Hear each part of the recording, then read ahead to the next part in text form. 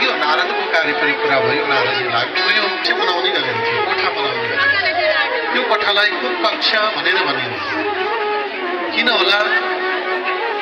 रिसाएपछि बस्ने कोठा, रिसले सबै चिज बिगार्छ भनेर रिस उठेपछि पहिलेका मान्छे घरको एउटा कुनामा गएर बस्ने, त्यही भएर सबै चिज रिसाए पनि सप्रिरहन्थ्यो। अहिले रिसले धेरै चिज बिगार्छ है।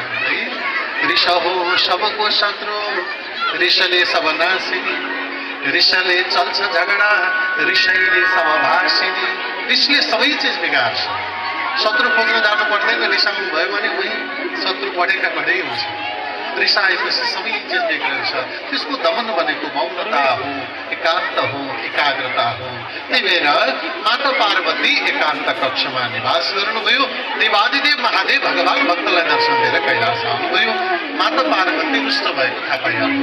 सरासर पार्वतीका निकटमा जानु छ। पार्वती किन रिसायो तिमी? के कारण हो?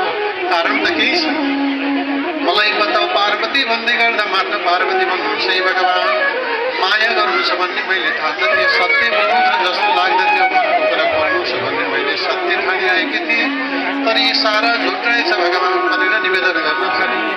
के भएर पार्वती भन्नुहुन्छ फेरि पनि देवाल?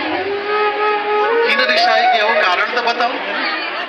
माता पार्वती भन्नुहुन्छ, भगवान हजुरले मलाई माया गर्नुहुन्छ, सत्य बोल्नुहुन्छ, मनको कुरा बोल्नुहुन्छ, झुट बोल्नु हुँदैन भन्ने ठानेको थिएँ, तर गलामा लगाएको एउटा मालाका बारेमा त बताउनु भएको छैन भने कति कुरा लुकाएर राखिबस्नु भयो होला भनेर निवेदन गर्न थाली बस्नु भएको थियो।